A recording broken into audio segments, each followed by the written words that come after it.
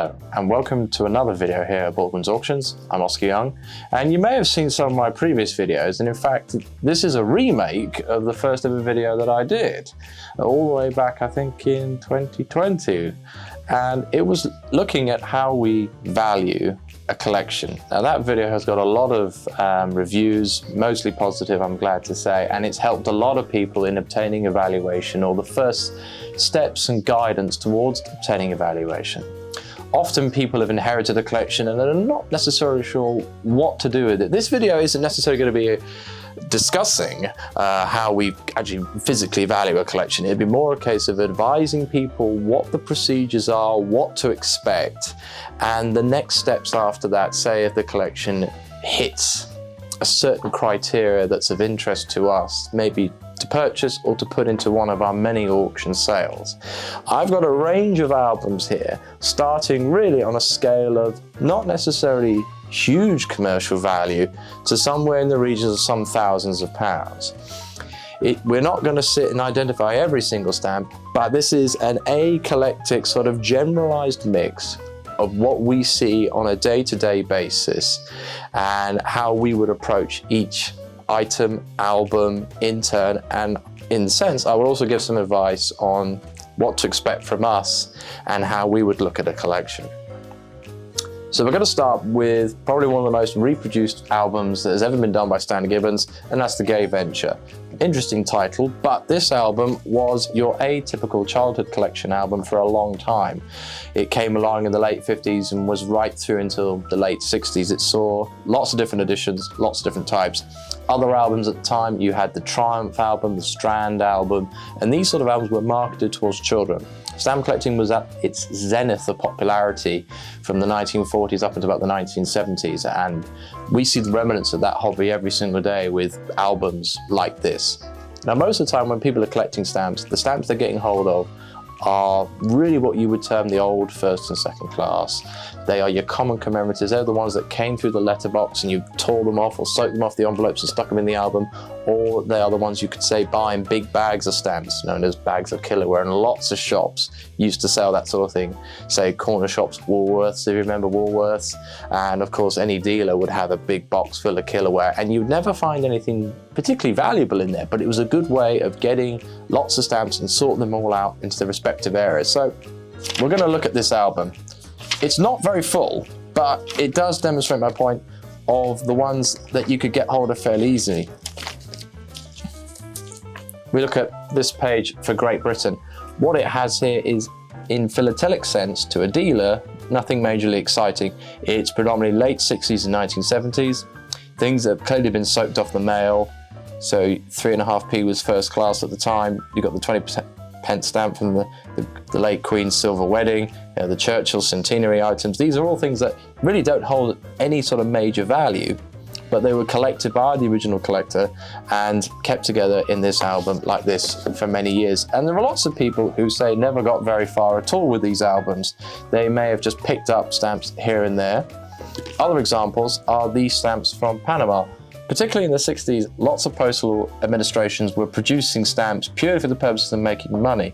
A lot of these stamps had no real postal validity. In fact, they were all cancelled to order. You can see the postmarks on there so that people couldn't use them. And if you turn them on their backs, you'll see they actually still have the gum on the back. So again, they went straight from the printers straight into the hands of collectors. And often these albums here were not necessarily well looked after. This is a slightly nicer Gay Venture album. I've seen them where they're collapsing and deteriorating in your hands because they've been left in drawers and lofts. They've been put under the floorboards, they've been put in sheds, they've been left in all sorts of places. And that does, if the album deteriorates, the stamps deteriorate, or sometimes it's just basic aging. What's this album worth? Very little. Most dealers wouldn't really offer you anything for this. That's not a criticism, it's business in a sense. Sometimes people got lucky with some of the stamps they could find in here, but on the whole, generally speaking, these albums are, say, less than 20 quid. Maybe more if you were a bit lucky with what you could get. So going up on the scale, we have this one here, this is a Triumph album. This is again 1940s. This one's a little bit better, because this has probably been in the hands of maybe 1 or 2 collectors, and maybe they were more interested in stamps than, say, that person was, and were able to sort of, again, accumulate a lot more. But just because they were able to accumulate more doesn't necessarily mean that the stamps inside are any more valuable than that one. Another observation that most people give us when we are with them is the speed at which we can often go through and value these sorts of collections. People sometimes say, oh, you're not looking at them. No, we are looking at them. We know exactly what we're looking at. And sometimes you see these albums so much that you can almost sort of begin to sort of second guess what's here, because you see them all the time. You can memorize the stamps. And it's only when we sort of stop that it's because something has caught our eye, something is slightly different. And there are occasions where better things sneak their way into this album. So I'm looking at this page here right now, and we have some Chinese coiling dragons. It's always worth checking them, because sometimes they have the surcharge varieties on the provisional neutrality issues, and also retouches on the Chinese Imperial Post issues. So they're worth checking, but most of the time we could sort of flick through an album like this within 15 minutes, maybe even less. And of course, the album itself does give you an impression of how it's been collected, how it's been looked after. So the Belgium's a little bit better here, but again, it's nothing sort of majorly valuable. You've got a lot of the railway parcel stamps. You see those a lot, they're very common. This person has also added in pages into this album, obviously, to carry on their collecting. But it is still more valuable than the Gay Venture. It does have more interest to a prospective buyer in a business sort of and commercial sense. So what's this value? What's this album's value? Probably somewhere in the region of maybe 20 to 30 pounds, maybe a little bit more. So it's not much more valuable, but just because there's more stamps in there, there's slightly more interest. Other times we get people who bring in sort of things like this, which is effectively sort of stamps torn off the general mail and kept. And there were lots of people that did this for decades, and they just took the stamps off the general mail and they kept them, stored them in envelopes. They could have put them in country order, date order, rain order. Value-wise for these, again, very little, very much next to nothing. I know dealers who value this by its weight, and indeed you can buy sort of kilogram bags full of all this stuff.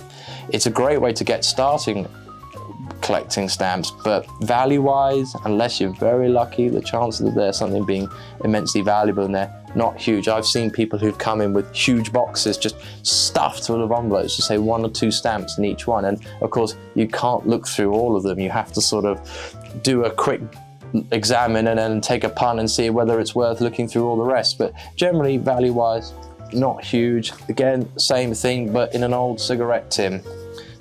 Depending on the age of the cigarette tin, it does depend on the stamps sometimes. So we've got a penny red there on the little piece of a mourning envelope. Penny reds are again one of those stamps that they're very common. There are some rarer types, and we do check them, but on the whole, penny reds are very common stamps, and we see them every day almost.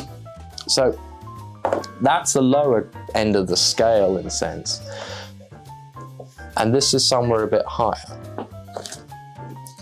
This album here, which is camouflaging perfectly well with the tablecloth I've got, is above these sorts of albums. This is where the original collector or collectors maybe had a bit more money. They had a slightly bigger budget. They possibly were a bit more concise. They curated a collection. So immediately, we're going to look at Great Britain, which is the most valuable part of this little collection. Immediately, it's not as random or as haphazard as, say, those particular albums. They have been placed in much more concisely. They've been arranged by dates. It's got a penny black, a few line engraves and the silver, and some jubilees and a bit of Edward VII. That's the best page out of the album, really. And we'll come to the value of this album later. And then we've got some of the later issues again, Condition-wise, again, it's not brilliant, the condition, but then often people weren't considering condition when they were younger and buying stamps. As long as they could get the stamp they wanted and had a representative example, that was enough.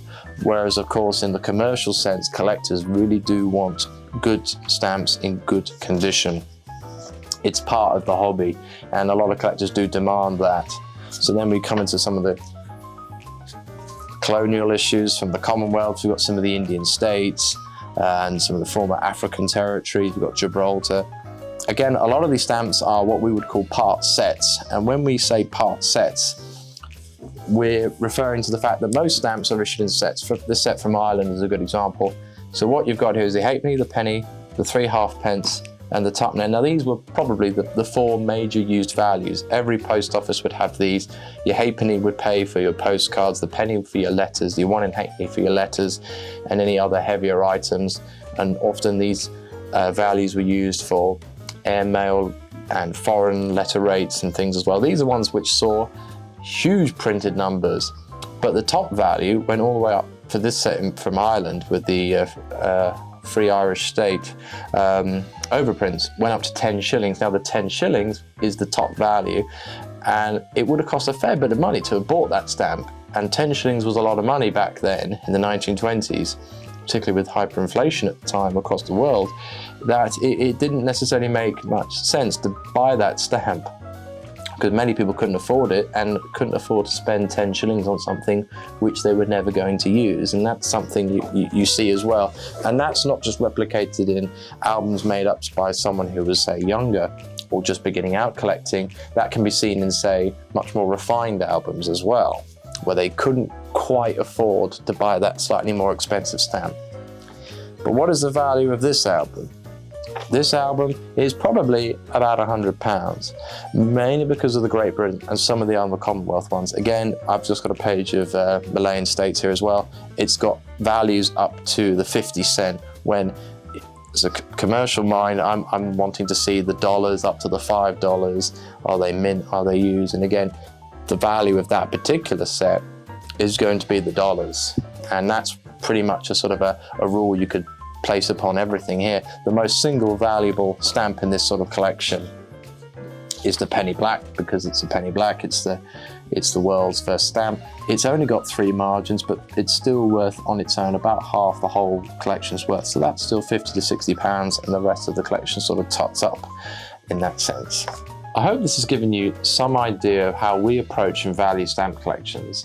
They are indeed quite a minefield of responsibility, particularly if you're taking up a collection, one that you're carrying on, or you inherited it, or you are the original collector yourself. They do take time and energy to collect and to value.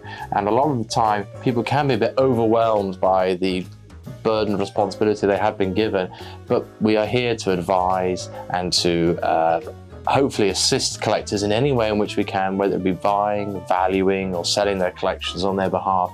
And as I say, 90% of the time, I don't really see many valuable collections coming through the doors of Stanley Gibbons and Baldwins. Most of the time, the collections that we're seeing are falling into this bracket here, where they're under £100.